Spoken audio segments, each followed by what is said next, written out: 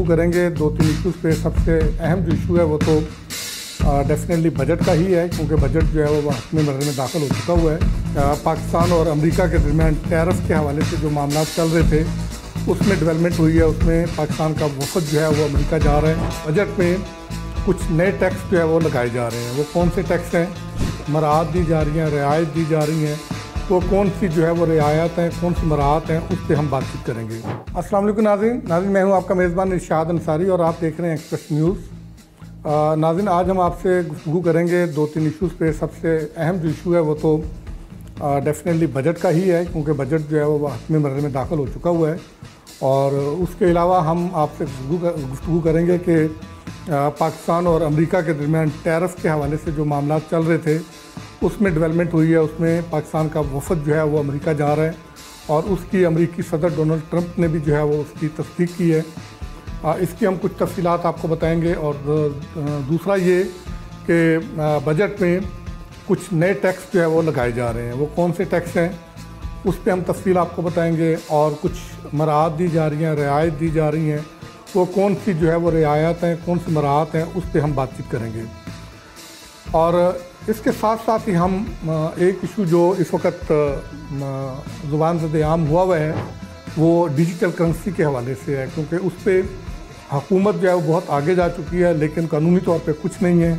और अब इस पे जो है वो IMF भी मैदान में आ चुका है। ख़दशा उसी का हुआ जिसका जो ख़दशा ज़ाहिर किया जा रहा था वही जो है वो सामने आया है। स्टैंडिंग कमेटी की मीटिंग में इस खदशे का इजहार किया गया था कि आप इतनी हाइप क्रिएट कर रहे हैं और अगर किसी वजह से ये कानूनी शक्ल इसको नहीं मिलती तो फिर लोगों के अरबों रुपये डूबने का अंदेशा है। अब IMF इस पर क्या कहता है उसकी जो है वो हम तफसील बताएंगे। सबसे पहले हम बात करते हैं कि बजट साजी के हवाले से। बजट साजी के हवाले से कुछ प्रपोजल्स जो हैं वो फाइनलाइज हुई हैं और तवक्को है कि अगले हफ्ते बजट का पूरा मसौदा जो है वो फाइनल होकर अप्रूवल के लिए चला जाएगा। जो अब तक की तजावीज़ सामने आई हैं उसमें ये है कि जो इंपोर्ट्स हैं उस पर 1.5% के करीब जो है विद होल्डिंग टैक्स लगाने की तजवीज़ है। इससे तमाम इम्पोर्टेड आइटम्स जो हैं वो महंगे हो जाएंगे। अलबत्ता जो एडिशनल कस्टम ड्यूटी है उस पे जो है वो कुछ कमी की जो है वो तजवीज़ है।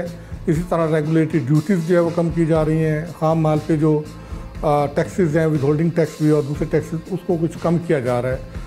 और सबसे जो अहम बात है कि वो ये कि जो मुलाज़िम तबका है उसके हवाले से IMF के साथ जो बातचीत हुई है कि IMF ने प्रिंसिपली एग्री कर लिया है कि तनख्वाहों में और पेंशन में इजाफे के साथ साथ जो टैक्स में रियायत देनी है वो जो है वो दे दी जाए।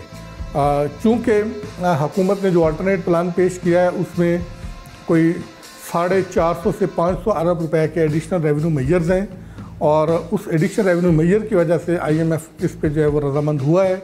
लेकिन एक चीज़ जो है वो उस पर अभी भी मज़ीद है कि जो बड़ी पेंशन लेने वाले लोग हैं उन पे जो है वो टैक्स लगाया जाए। उस पर मामला भी रुका हुआ है और हुकूमत की पूरी कोशिश है कि पेंशन पे जो है वो टैक्सेशन ना की जाए। और अगर कोई सूरत हाल ना निकल सकी और नागज़ीर हुआ तो फिर हुकूमत मजबूर होगी कि पेंशन पे टैक्स लगाए, वरना हुकूमत की कोशिश होगी कि पेंशन वाले तबके को भी जो है वो टैक्स से बचाया जा सके। और इसी तरह जो सरकारी मुलाजमीन हैं उनके जो अलाउंसेस हैं उस पर भी जो है वो IMF हुकाम के साथ बातचीत हुई है पे स्केल रिवाइज़ करने के हवाले से भी। तो उनका ये है कि आप जो एडिशनल रेवेन्यू मेजर लेके रेवेन्यू कलेक्ट कर रहे हैं एडिशनल, इसका साइज़ जो है वो जो इससे जो एक्सपेंडिचर बढ़ रहे हैं तनख्वाहों में इजाफे से और लीव देने से उसका साइज़ जो है वो एडिशनल रेवेन्यू से कम होना चाहिए, फिर ये जो है वो वायबल होंगे। अगर ये साइज़ उससे बढ़ता है तो फिर ये वायबल नहीं होंगे, फिर नए टैक्स लगाने पड़ेंगे। तो लिहाजा अब हुकूमत ने जो है वो ये फ़ैसला करना है कि क्या पे स्केल रिवाइज़ करने हैं, उसमें अगर मर्ज करने हैं तो कितने जो है वो मर्ज करने हैं जो ऑलरेडी जो अलाउंसेस मिल रहे हैं।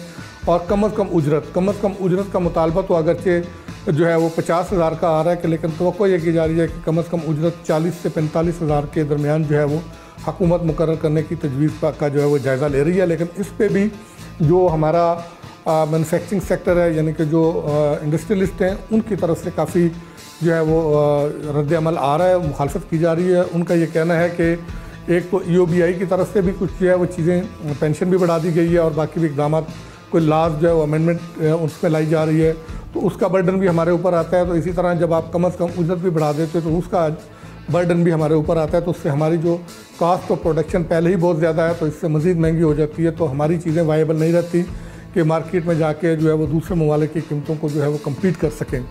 तो अब ये दोनों फ़रीक़ैन जो है वो इस पर बातचीत करके कोई दरमियानी रास्ता इख्तियार करेंगे कि कितना जो है वो इजाफा जो है वो देना है। लेकिन ये है कि हुकूमत इस बात पे जो है वो कायल है कि कम से कम उजरत को भी जो है वो बढ़ाया जाए। और साथ ही इसी जो है वो बजट में तवक्को ये भी की जा रही है कि जो मिनिस्ट्रीज़ ख़त्म की जा रही हैं, इसी तरह डिपार्टमेंट्स जो ख़त्म किए जा रहे हैं, असामियाँ जो ख़त्म की जा रही हैं, उनको बाज़ाब्ता तौर पे जो है वो लीगल कवर भी दे दिया जाएगा। और उनमें से जो पोस्टें जो डाइंग पोस्टें करार दी गई हैं उनको ख़त्म भी कर दिया जाएगा। और साथ ही ये भी तवक्को है कि रज़ाकाराना जो रिटायरमेंट है वो स्कीम भी जो है वो कोई लॉन्च करवाने का इम्कान है कि जो वजारतों और डिवीज़नों में मुलाजमीन का जो एक ओवरबर्डन जहाँ पे पाया जाता है कि उनको एक मौका दिया जाए कि जो लोग जो है वो गोल्डन हैंडशेक लेना चाहते हैं तो उनको गोल्डन हैंडशेक दे के और अच्छा जो है वो रिजनेबल अमाउंट दे के तो उनको जो है वो मुलाजमत से जो है वो खुदा हाफिज़ कहा जाए।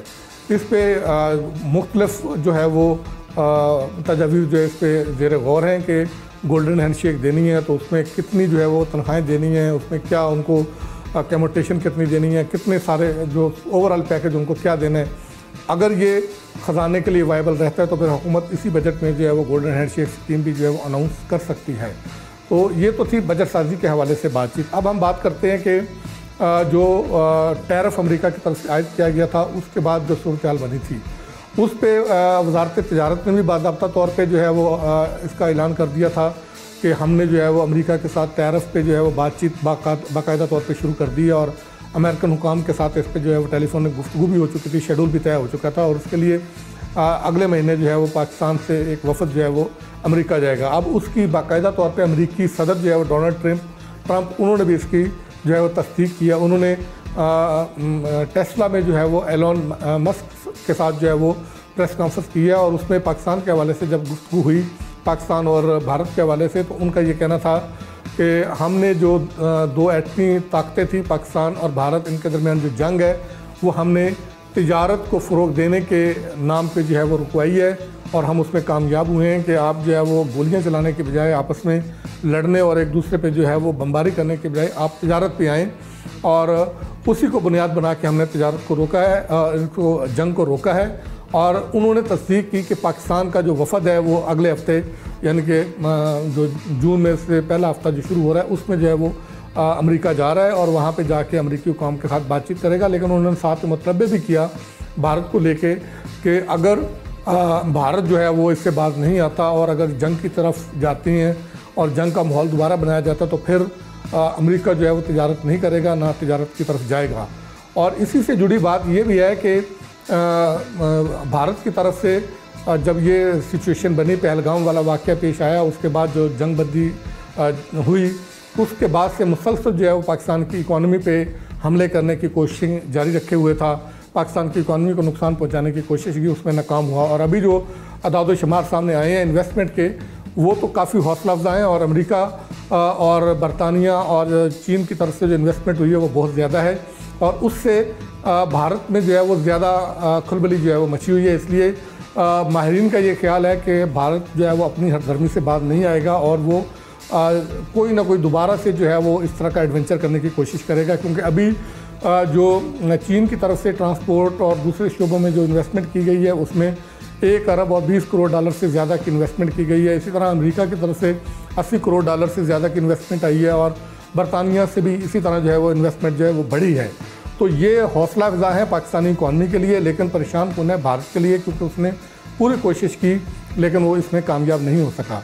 और अगली बात हम जो करेंगे वो ये है कि जो बिटकॉइन के हवाले से थी कि सेक्रेटरी ख़जाना ने वाज़े तौर पर कमेटी में बताया था कि पाकिस्तान में अभी तक बिटकॉइन माइनिंग डिजिटल करेंसीज जो है वो उस पर कोई कानूनी हैसियत नहीं है उनकी, उस पर जो तिजारत है उसकी लेन देन है उस पर पाबंदी है। दूसरी तरफ हुकूमत ने 2 जून को इजलास भी तलब किया हुआ है। अब बात यह है कि 2000 मेगावाट रियायती कीमत पे हुकूमत ने मख्तस करने का भी ऐलान कर दिया अब IMF जो है वो सामने आ गया है। IMF ने इस पे तशवीश का इजहार किया है और IMF ने ये कहा है कि हम पहले से कह रहे हैं कि आपको कि आप सब्सिडीज़ को कम करें, आप टैक्सेशन में दी जाने वाली छूट को ख़त्म करें, आप अपने गैर ज़रूरी अखराजात को कम करें, लेकिन आपके इक़दाम उसके बरक्स हैं। अभी आपने जो बिटकॉइन माइनिंग है या दूसरे ब्लॉकचेन है और डिजिटल करेंसीज हैं, उनके लिए ना रेगुलेशन लेके आए हैं, ना उसको कानूनी हैसियत दी है। उससे पहले ही आपने जो है वो सब्सिडाइज रेट पे बिजली के देने का जो वो ऐलान कर दिया, तो उसकी उन्होंने मुखालफत की और बाज़ाब्ता तौर पर वजाहत भी तलब की है। अभी जो वर्चुअल जो मुज़ाकरात होंगे उसमें हुकूमत पाकिस्तान की तरफ से इस बारे में कोई जो है वो एक्सप्लेनेशन दी जाएगी।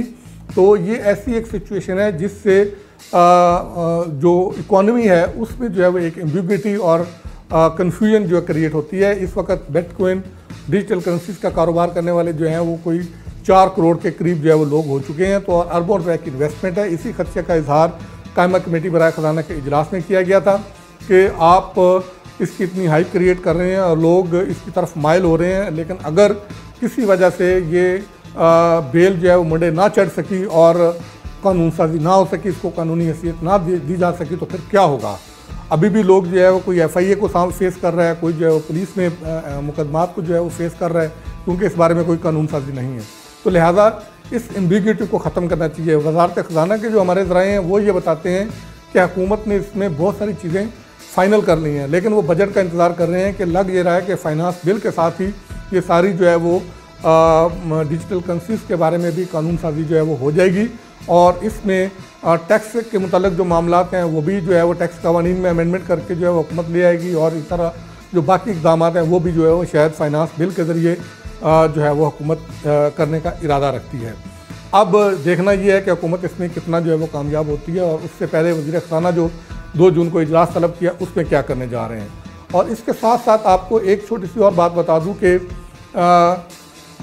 जो इम्पोर्टेड आइटम्स हैं उस पर हुकूमत अगले माली साल के बजट में 1.5% विद होल्डिंग टैक्स आयद करने का इरादा रखती है। उससे तमाम विद होल्डिंग आइटम्स जो हैं वो महंगे होने की तवक्को है।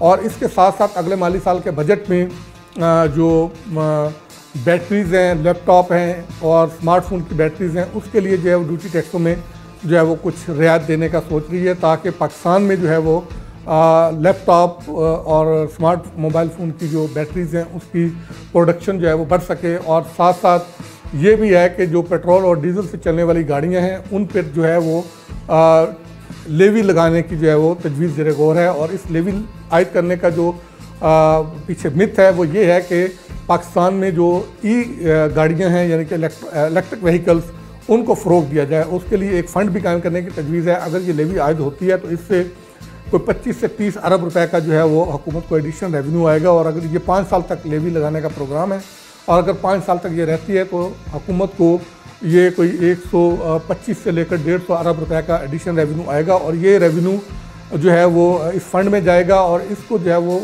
इस्तेमाल किया जाएगा इलेक्ट्रिक व्हीकल पॉलिसीज़ और इलेक्ट्रिक व्हीकल्स को फ़रोग देने के लिए। उसमें इस इंडस्ट्री को जो है वो सहूलतें भी दी जाएंगी और मराहत भी दी जाएंगी। तो ये इससे जो है वो मुल्क में इलेक्ट्रिक व्हीकल को जो है वो फ़रोग मिलेगा। लेकिन माहिरीन वहाँ जहाँ पे ये हुकूमत इक़दाम करने जा रही है इस खदशे का इजहार करती है कि हुकूमत ने जो है वो इस पर वर्किंग करके हुकूमत को काम करना चाहिए। CNG वाला मामला इस पर नहीं होना चाहिए। जब CNG को फ़रोग दिया गया था उस वक्त भी इसी किस्म के जो है वो इक़दाम उठाए गए थे और उनका ये कहना था कि हमारे पास CNG के बहुत जो है वो वसाइल मौजूद हैं और उस वक्त हमें हवाले दिए जाते थे कि पता नहीं 80 साल तक के हमारे पास ज़खायर हैं और अरबों रुपए की इन्वेस्टमेंट करवाई। फिर दुनिया ने देखा कि CNG जो है वो नापैद हो गई, गैस नापैद हो गई और CNG स्टेशन बंद होना शुरू हो गए और फिर ये अरबों रुपए लोगों के जो है वो डूब गए। और आज भी जो है वो लोगों में चल रही हैं CNG किट्स लगी हुई हैं गाड़ियों में, लेकिन वो ना होने के बराबर है। तो लिहाजा हुकूमत को इक़दाम उठाने से पहले इस पर वर्किंग करनी चाहिए। और साथ साथ कुछ बजट अहदाफ हैं, उसमें अगले माली साल के बजट में GDP का जो हदफ है वो 4.2% है, इन्फ्लेशन का 7.5% है, सर्विसेज जो है वो 4% और एग्रीकल्चर जो है वो 4.5% जो है उसका हदफ करने की तजवीज़ है। और इसके साथ साथ जो है वो हुकूमत बाकी जो अहदाफ हैं उस पर भी जो है वो IMF के साथ मुशावरत जारी रखे हुए है और तवक्को है कि अगले हफ्ते वो भी मुशावरत मुकम्मल हो जाएगी। और फिर 2 जून को जो है वो एनुअल प्लान कोऑर्डिनेशन कमेटी का इजलास होगा। उसमें सालाना तरक्याती मनसूबा जो है वो 1000 अरब रुपए से ज़्यादा का जो PSDP है उसकी मंजूरी देने पर गौर होगा और साथ मिड टर्म बजटरी फ्रेमवर्क, ये तीनों चीज़ें जो है वो उसमें पेश की जाएंगी। उसके बाद फिर वज़ीर आज़म जो है वो उसके अगले 1